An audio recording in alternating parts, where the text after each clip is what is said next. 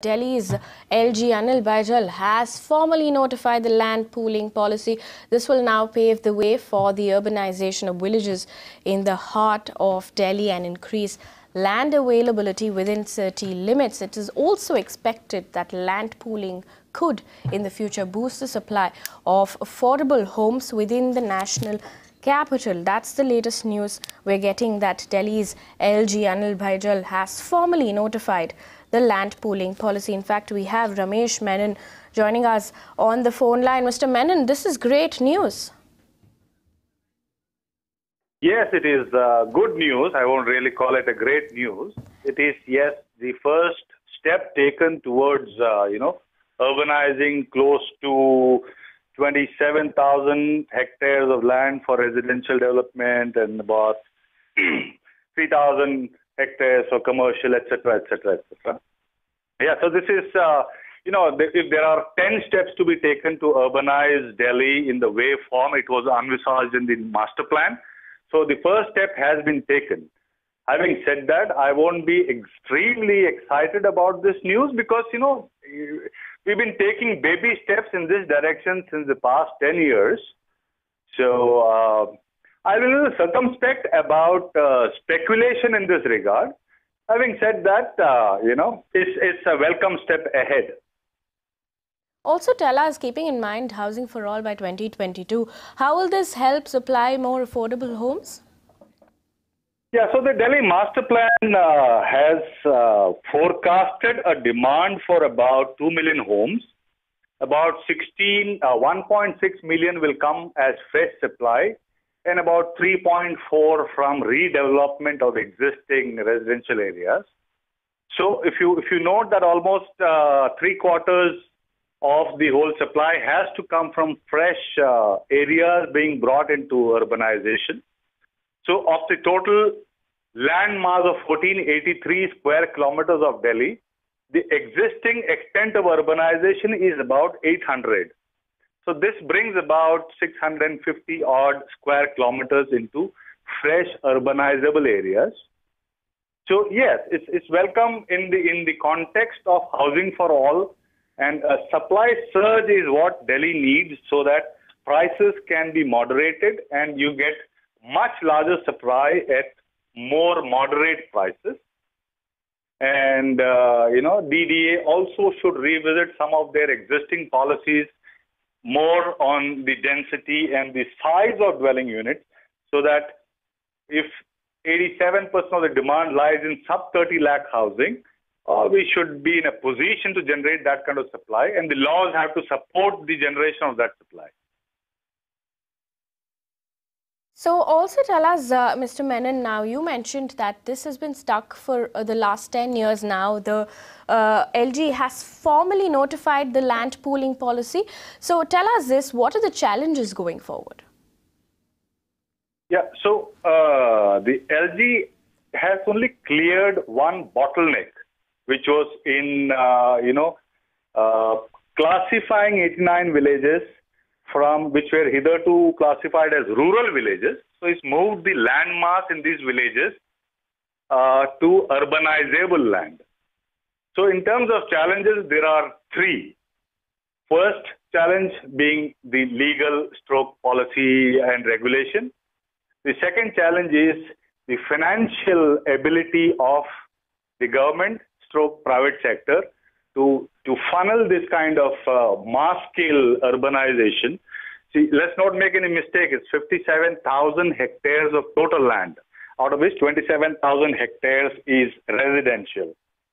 And the third is the technical stroke capability of the private sector or the current landowners to deliver these kind of mass housing, scale. So, my sense is that the DDA, Ministry of Urban Development, will have to take into account, because this is no longer that slow-paced development like a Rohini or a Dwarka. A DDA as the regulator come developer come sales and marketing company or the sole developer of Delhi took almost 2 decades to develop these colonies each. And some of them are still suffering the lack of infrastructure. So the ideal situation to go forward would be for DDA to become more like a regulator and allow the private sector to develop housing, commercial, malls, whatever. And DDA takes the onus onto itself to create infrastructure, the physical infrastructure as well as the social infrastructure. So one major hurdle removed there, Delhi LG notifies land pooling. Also, Mr. Menon, tell us this, how much land do you think will be released for development immediately? The numbers are there. It's 57,000 hectares of land, gross land. So when you talk about 55% of it coming as developable land, so it should be close to about 35,000 hectares. That's a lot of land. Each hectare is 2.5 acres.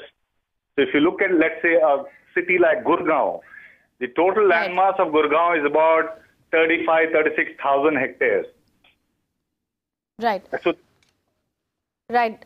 Thank you, Mr. Menon, for those details. Now, Delhi LG has formally notified the land pooling policy. That's what we're hearing. This will now pave the way for the urbanization of villages in the heart of Delhi and increase land availability within city limits. Milan joins us with more details. Milan, Delhi LG formally notifies land pooling policy.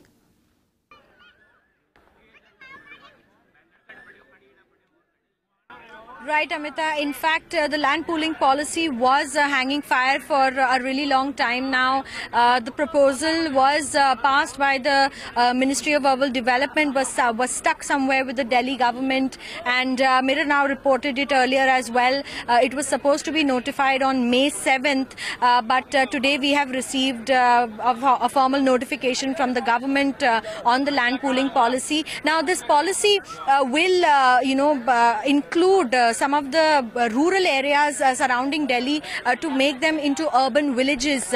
Most of these areas fall in areas like Nazafgarh, Bhavana and Narela, which are outer urban parts in Delhi. And about 62,000 acres of land at this point will be allowed for redevelopment at this point of time, released for redevelopment. And since these areas will now come under urban development plans, about 24 lakh affordable houses are being planned to be made, out of which 15% of these will be given to people belonging to the economically weaker section of the EWS section. Amita.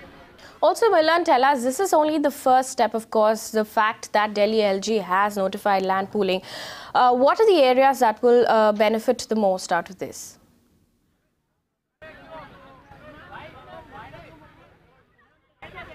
Right, Amita. Since the policy includes most rural areas around, Delhi, NCR, so areas like in outer Delhi, like Nazafgarh, Bhavana and Narela, wherein these most of these 89 villages are being located, will benefit the most. In fact, now since these areas will not come under the rural area ambit and will be included in urban areas, 24 lakh affordable housing will be created in these areas, and all other facilities like proper roads, proper school facilities and land sewer drains, etc. will be made by the Delhi Development Authority, and definitely it will benefit the urban areas that are the rural areas located in the outskirts of Delhi. Just like Gurgaon came up as a millennium city, it was also a rural area at one point of time, and the kind of development that we have seen in Gurgaon when it comes to infrastructure is humongous. So